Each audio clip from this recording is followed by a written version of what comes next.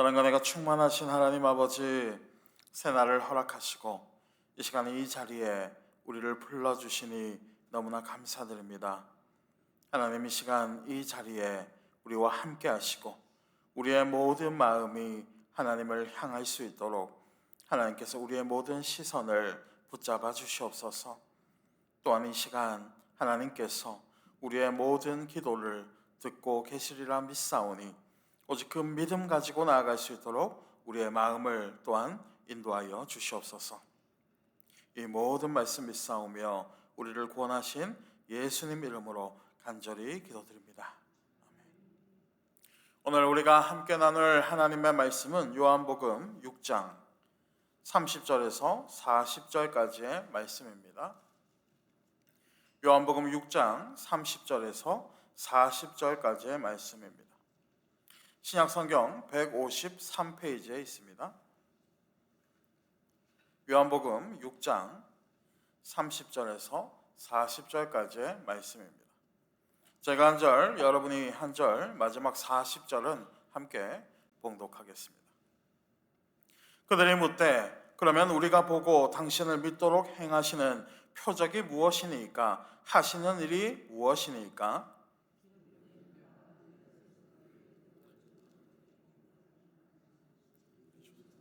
광야에서 만나를 먹으니 예수께서 이르시되 내가 진실로 진실로 너희에게 이르노니 모세가 너희에게 하늘로부터 떡을 준 것이 아니라 내 아버지께서 너희에게 하늘로부터 참 떡을 주시나니 하나님의 떡은 하늘에서 내려 세상에 생명을 주는 것이니 그들이 이르되 주여 이 떡을 항상 우리에게 주소서. 예수께서 이르시되 나는 생명의 떡이 내게 오는 자는 결코 죽이지 아니하리라. 나를 믿는 자는 영원히 목마르지 아니하리라. 그러나 내가 너희에게 이르기를 너희는 나를 보고도 믿지 아니하는도다 하였느니라.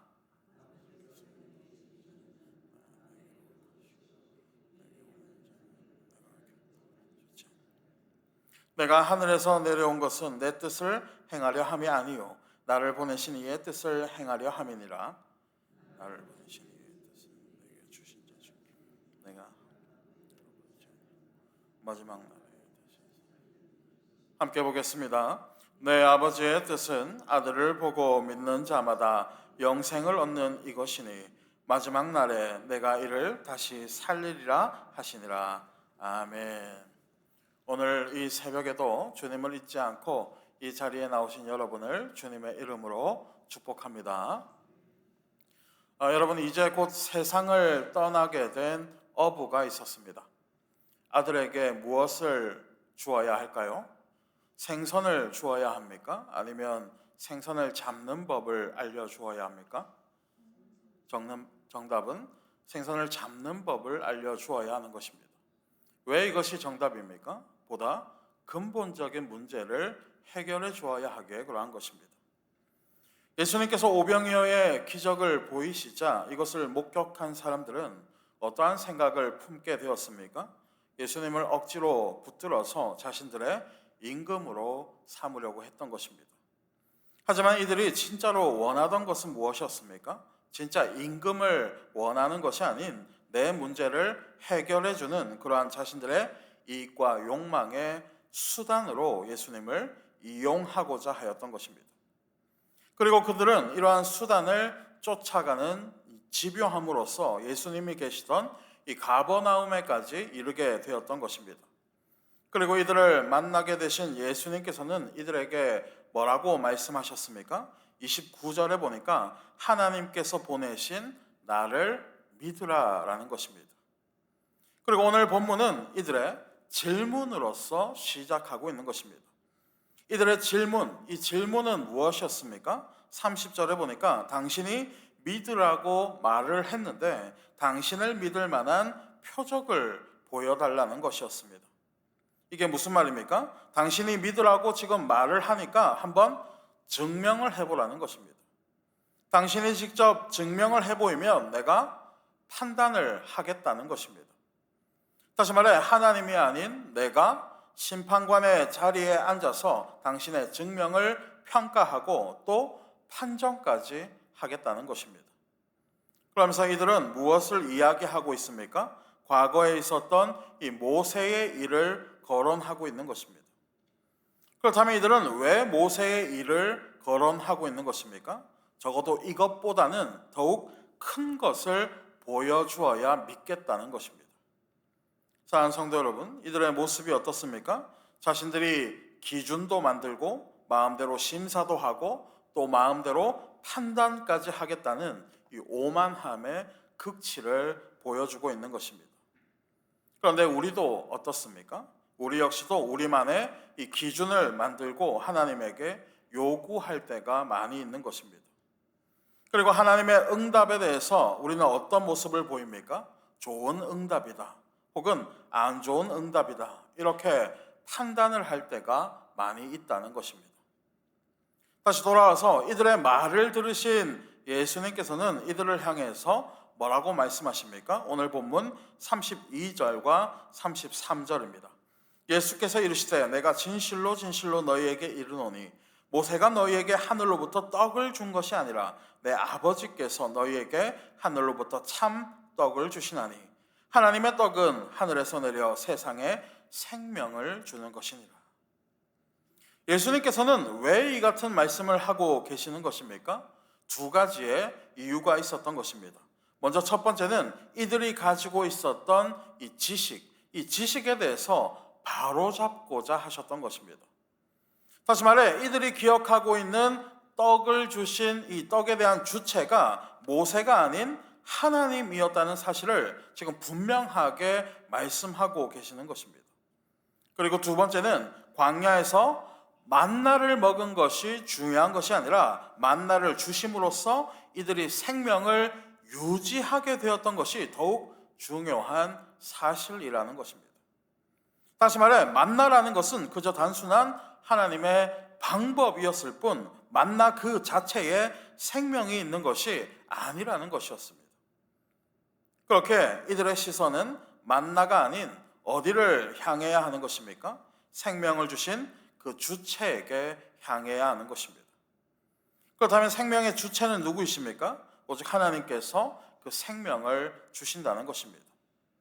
그러자 이들의 반응이 어떻습니까? 34절입니다. 34절 그들이 이르되 주여 이 떡을 항상 우리에게 주소서. 여러분 이들의 반응이 어떻습니까? 얼핏 보면 이 대단한 신앙의 고백과도 같아 보입니다. 하지만 이들이 말하는 진짜 뜻은 무엇입니까? 당신이 말한 그 떡을 항상 먹을 수 있게 해달라는 것이었습니다. 예수님께서 계속해서 말씀하시는 것은 무엇이었습니까? 이 생명에 대한 말씀이었습니다. 하지만 이들이 계속해서 말하는 것은 무엇입니까? 여전히 이 떡만 이야기하고 있는 것입니다. 다시 말해 자신들은 아무것도 하지 않을 테니 계속해서 그 떡만 공급해달라는 것이었습니다. 그러니까 이들의 관심사는 어디에 있는 것입니까? 생명이 아닌 이 표적. 그러니까 자신들의 이득과 욕망에만 시선이 고정되어서 여전히 예수님을 하나의 수단으로서만 생각하고 있는 것입니다. 다시 말해 생명이 아닌 이 떡에게만 모든 시선이 고정되어져 있는 것입니다. 사랑하는 성도 여러분, 우리도 어떻습니까? 오늘 이 새벽에 우리의 이 기도의 내용에 대해서 우리는 돌아보아야 하는 것입니다.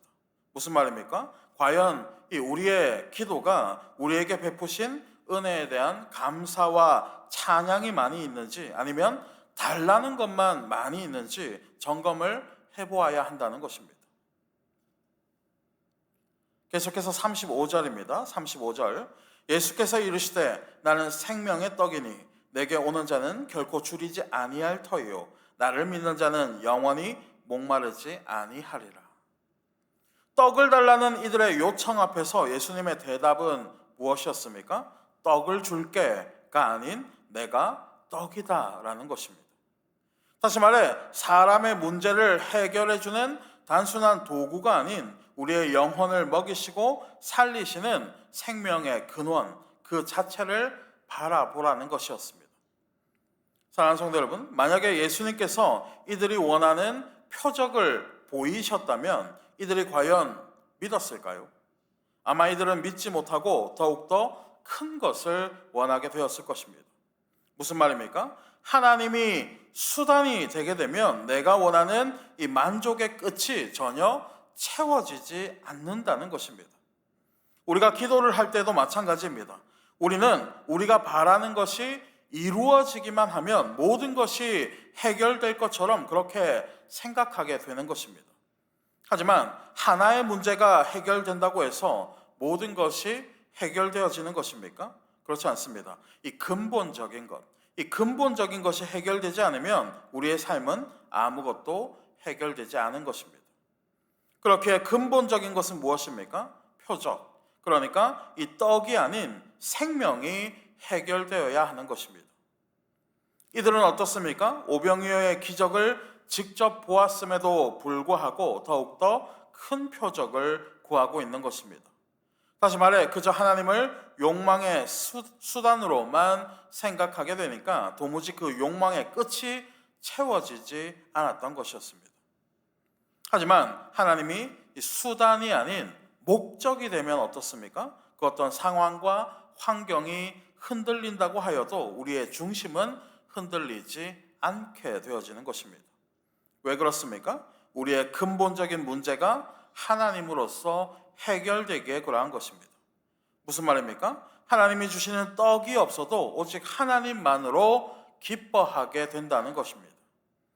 하박국 3장 17절 비록 무화과 나무가 무성하지 못하며 포도나무에 열매가 없으며 감람나무에 소출이 없으며 밭에 먹을 것이 없으며 우리의 양이 없으며 외양간에 소가 없을지라도 나는 여호와로 말미암아 즐거워하며 나의 구원의 하나님으로 말미암아 기뻐하리로다. 사랑하는 성도 여러분, 무엇이 중요한 것입니까? 단순히 우리의 육신을 채우는 이 떡이 중요한 것입니까? 아니면 우리의 영혼을 살리는 생명이 중요한 것입니까? 당연히 생명이 중요한 것입니다. 자, 이제 말씀을 맺겠습니다. 오늘 본문 35절을 다시 한번 다 같이 읽겠습니다. 35절 다 같이 시작. 예수께서 이르시되 나는 생명의 떡이니 내게 오는 자는 결코 줄이지 아니할 터이요 나를 믿는 자는 영원히 목마르지 아니하리라. 아멘. 예수님께서는 자신을 향해서 내가 생명의 떡이다 라고 말씀하셨습니다. 그리고는 누구를 내어주십니까? 성자의 몸이신 자신을 내어주시는 것입니다. 그리고 우리를 향해서 약속해 주시는 것입니다. 어떤 약속입니까? 오늘 본문 37절입니다. 아버지께서 내게 주시는 자는 다 내게로 올 것이요 내게 오는 자는 내가 결코 내쫓지 아니하리라. 예수님께서는 믿음으로써 바라보는 자들을 향해서 내쫓지 아니하신다라고 약속해 주셨습니다.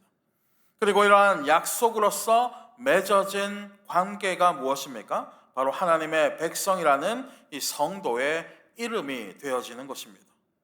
그리고 이러한 성도에게 주어지는 하나님의 언약은 무엇입니까? 오늘 본문 40절입니다. 40절. 내 아버지의 뜻은 아들을 보고 믿는 자마다 영생을 얻는 이것이니 마지막 날에 내가 이를 다시 살리리라 하시니라. 사랑하는 성도 여러분, 오늘날 우리의 신앙은 무엇을 바라보는 신앙입니까? 여전히 떡을 바라보는 신앙입니까? 아니면 생명을 바라보는 신앙입니까? 부디 오늘의 말씀을 꼭 기억하셔서 참되신 생명을 바라보시고 오직 하나님에게만 모든 시선을 고정하시는 사랑하는 저와 여러분이 되시기를 이 시간 주님의 이름으로 간절히 축원합니다. 기도하겠습니다.